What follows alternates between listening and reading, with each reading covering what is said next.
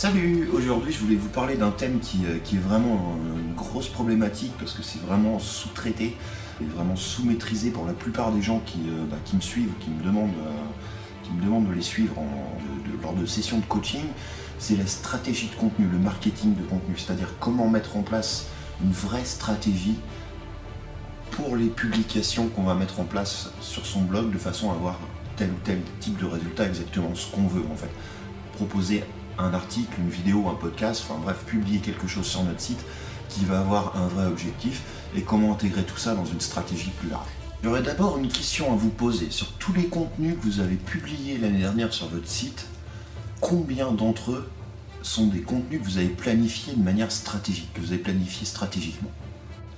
Alors dans cette question, je parle vraiment pas de par exemple écrire des titres d'articles, quelques titres d'articles pour votre blog que vous allez mettre dans un calendrier une semaine à l'avance pour savoir ce que vous allez poster la semaine prochaine.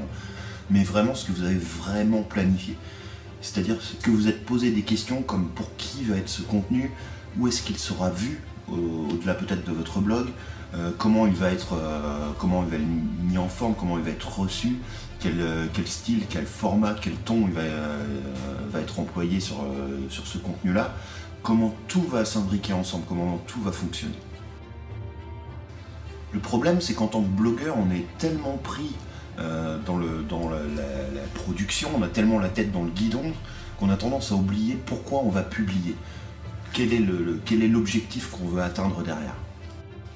Alors pour remédier à ce problème, j'aimerais partager avec vous un processus en 5 étapes, un petit système que j'ai développé pour mes clients qui va rendre le contenu que vous allez publier plus stratégique, plus efficace et qui va décupler son impact en termes de résultats.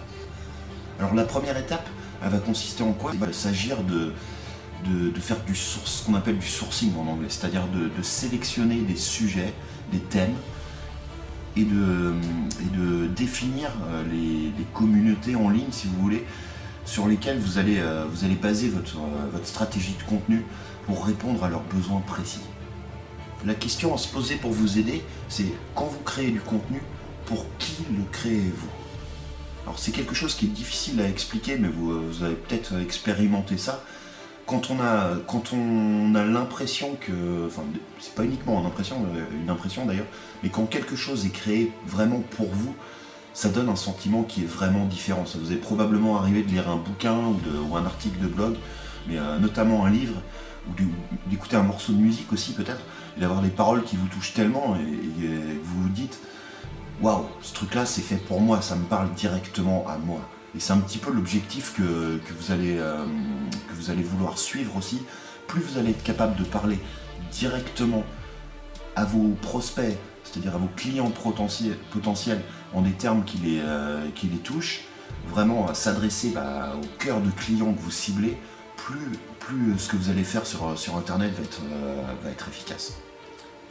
Si vous posez la question à des rédacteurs web, à des blogueurs, enfin vraiment à des gens qui vont écrire quelque chose ou publier quelque chose qui leur parle vraiment, qui vous parle vraiment, et que vous leur demandez comment ils font ça, il y a de grandes chances qu'ils vous disent qu'ils consultent, qu'ils lisent beaucoup de sujets sur des forums, de commentaires, ou qui vont suivre des groupes ciblés sur leur thématique, sur les réseaux sociaux, à propos d'un sujet en particulier.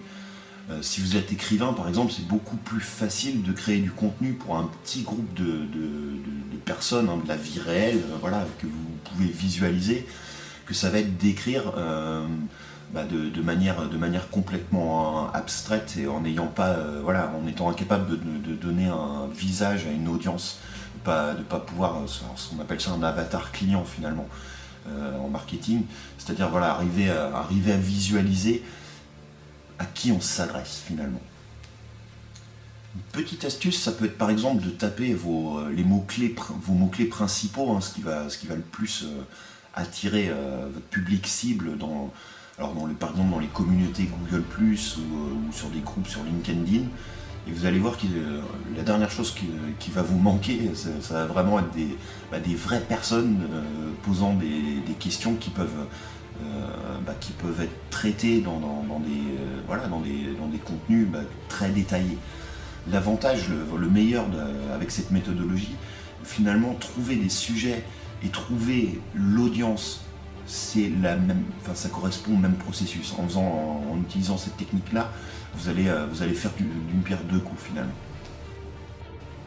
En procédant ainsi d'ailleurs, créer du contenu pour des petits groupes de gens, peut-être parce que ça ne s'adresse pas a priori à une audience très large, peut justement attirer du trafic et une audience beaucoup plus large que ce que vous pensez, parce que vous répondez de manière très précise, très détaillée, en profondeur à des problématiques, à des questions que chaque personne qui va s'intéresser au sujet risque de devoir chercher à un moment ou à un autre. Et ce qui peut très probablement se passer à partir de là, qui est vraiment génial, c'est que les gens qui découvrent ce contenu, qui l'ont vraiment adoré, vont pas simplement l'apprécier, mais vont même le partager sur les réseaux sociaux, voire même vous connecter avec d'autres personnes qui ont de l'influence dans votre thématique et vous aider à amener votre niveau de trafic ou voire même votre carrière à la vitesse supérieure. Alors, j'en viens à la deuxième étape de ce plan, de cette stratégie de contenu, qui va consister en fait à planifier la thématique de votre contenu de manière mensuelle en fait. Ce que vous allez pouvoir faire en procédant ainsi, c'est vraiment engager les visiteurs de votre site, vos lecteurs, de façon à ce qu'ils accrochent plus à ce que vous faites, qu'ils aient envie parce qu'ils ont vu, qu'ils ont lu un article de qualité ou visionné une vidéo de qualité sur un thème précis qui les intéresse, ça va leur donner envie de revenir peut-être jeudi prochain par exemple pour consulter l'article suivant ou la vidéo suivante. En pratiquant comme ça, ce que vous allez pouvoir faire, c'est d'utiliser ce mois entier autour d'un thème par exemple, vous n'êtes pas obligé d'utiliser un mois, mais vous voyez l'idée, pour construire quelque chose qui va tendre vers quelque chose d'encore plus grand, comme la sortie d'un produit, quelque chose d'encore plus grand dans votre système marketing, ça peut être la sortie d'un produit, ça peut être une conférence en ligne, un webinaire, etc. Ce que vous faites en procédant ainsi, c'est que vous construisez de l'anticipation, de l'urgence. Finalement, les gens qui vous suivent vont attendre ce qui va se passer, ils vont avoir tendance à plus rester accrochés à vous et attendre la suite. Et c'est quelque chose qui va aussi se refléter en termes de conversion quand vous allez vendre derrière.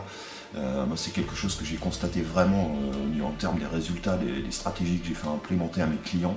Quand vous avez une thématique comme ça et que vous construisez progressivement une stratégie de contenu, vous allez fidéliser d'une certaine manière et faire attendre à vos visiteurs la suite. Le jour où vous allez sortir un produit, ou en tout cas quelque chose à vendre, qui va proposer une solution détaillée, étape par étape, un petit peu systématisée à ce problème général, vous allez vendre beaucoup plus. Dans un troisième temps, donc, une fois que vous avez sélectionné vos thèmes mensuels, il va être temps de déterminer comment les différentes parties, c'est-à-dire les différents articles, les différentes vidéos, etc., bref, tout ce que vous allez publier sur votre blog ou autour de votre blog, parce qu'il ne faut pas oublier l'emailing et ce genre de type de contenu, ce type de contenu également, c'est comment toutes ces choses vont s'imbriquer ensemble pour emmener les gens vers votre objectif mensuel principal finalement. Si on suit cette méthodologie de planification de contenu, ce que vous allez faire, c'est que vous n'allez pas uniquement vous reposer sur les titres de vos contenus, sur le calendrier, du coup vous allez suivre ceci et cela, tiens, la semaine prochaine je vais publier un article là-dessus, et puis la semaine d'après sur tel autre thème. Au lieu de ça, ce que vous allez faire, c'est que vous allez planifier du contenu qui est vraiment basé sur les actions simples que les gens aimeraient effectuer, puis graduellement, qui s'engagent de plus en plus. Au bout du compte, ils effectuent une action beaucoup plus importante, comme devenir un inscrit à votre mailing list ou acheter quelque chose chez vous. C'est pourquoi je vous suggère de développer une stratégie de contenu où chaque élément individuel à l'un des 4 objectifs suivants. Alors vous avez 4 objectifs en tout. Chaque élément de contenu doit avoir un seul de ces 4 objectifs. Soit obtenir soit faire en sorte que ce contenu soit partagé, soit faire en sorte que ce contenu génère des commentaires, soit faire en sorte que ce contenu attire des prospects, des inscrits à votre mailing list, soit faire en sorte enfin que ce contenu génère des ventes. Alors pas de panique, hein, je vais vous résumer tout ça un petit peu de manière étape par étape, hein, dans un plan que vous allez pouvoir télécharger juste en dessous de cette vidéo. Alors, ce que vous allez pouvoir faire, c'est ouvrir votre calendrier, hein. Vous avez probablement une application en ligne qui vous sert de calendrier, votre agenda, ayez quelque chose de mensuel, d'ouvert, et au lieu de marquer donc les jours où vous allez publier quelque chose en indiquant les titres des publications, vous allez au contraire noter les jours où vous allez publier quelque chose, mais en notant les actions que vous voudriez que vos lecteurs, que les gens qui vous suivent fassent. Donc, que ce soit en termes de partage, de commentaires, d'inscription à la mailing list ou d'achat de produits. Et vous allez ensuite pouvoir utiliser tous ces buts, tous ces objectifs pour vous guider, et ça va énormément vous aider aussi pour mesurer ce qui marche et créer donc des pièces de contenu, si vous voulez, hein, voilà, les différents rouages de la machine qui vont se mettre au service d'un objectif beaucoup plus de l'objectif final, c'est-à-dire la vente de votre produit par exemple. Une fois que vous avez fait tout ça, vous allez pouvoir passer à l'étape 4 de votre stratégie de contenu, qui va consister à sélectionner les types de médias et les styles qui vont le mieux correspondre à votre audience. Dans la première étape, vous avez défini pour quel type d'audience, pour quel type de gens, pour quel type de personnes, de communauté vous allez créer ce contenu. À partir de ces données, ce que vous allez pouvoir faire, c'est vous demander quel type de format ils vont partager le plus. Quel type de format permet d'obtenir le meilleur taux de réponse, le meilleur taux d'implication. Est-ce que ça va peut-être être la vidéo, un podcast, un e-book, un article de blog, une infographie, un slideshow, etc. Pensez à tous les types de formats comme ça. Pourquoi ? Parce que si vous ne créez pas du contenu dans un format que votre communauté aime, vous ajoutez d'une certaine manière un point de friction, hein, dans la délivrabilité de votre message. Vous compliquez le passage de votre message à votre audience. Alors, passez un petit peu au-dessus de tout ça et aller plus loin et analyser le style et le ton qui va générer le plus de réponses, le plus d'engagement de la part de vos lecteurs. Posez-vous les questions suivantes. Est-ce qu'ils ont tendance à partager sur les réseaux sociaux, par exemple, des choses plutôt drôles? Est-ce qu'ils ont des goûts plus sérieux? Est-ce qu'ils préfèrent les articles longs et détaillés ou plutôt courts, hein, qui vont directement à l'essentiel? Des choses un petit peu sous le ton de la conversation, comme je suis en train de faire avec vous, même si je parle un petit peu tout seul, mais voilà, comme si vous étiez avec moi en session de coaching par exemple, ou est-ce qu'ils vont préférer des choses avec beaucoup de chiffres, beaucoup de données? Est-ce qu'ils aiment les choses un petit peu relax, un petit peu cool, à la cool, là, comme ça, ou est-ce qu'ils préfèrent les choses qui sont très argumentées? Ce que je remarque vraiment, c'est que 9 fois sur 10, le contenu qui est publié par quelqu'un échoue finalement dans l'objectif qu'il a, parce qu'il n'est pas proposé dans le format que les lecteurs veulent, ou alors, encore pire, qu'il est proposé en face de la mauvaise audience finalement. Il n'est pas proposé aux bonnes personnes. Une fois ceci fait, donc, vous êtes quasiment prêt et vous arrivez à la 5e et dernière étape de votre calendrier de contenu, de votre calendrier éditorial d'une certaine manière. C'est que vous allez pouvoir vraiment mettre au clair votre planning de publication, votre calendrier de contenu. Avec cette fois des titres de poste, hein, je veux dire de poste à l'anglaise parce que les publications peuvent être variées en termes de format et tout. Donc, en utilisant tout ce que vous avez récolté comme information et tout ce que vous avez noté jusque-là, ce que les gens recherchent exactement, quel type d'audience recherche ça, les thèmes mensuels, les formats de médias que vous leur proposez, le style. Vous allez utiliser votre calendrier donc avec les objectifs de contenu que vous avez notés dans l'étape 3. et vous allez commencer à trouver des titres potentiels et des formats de médias qui collent à chaque date de publication.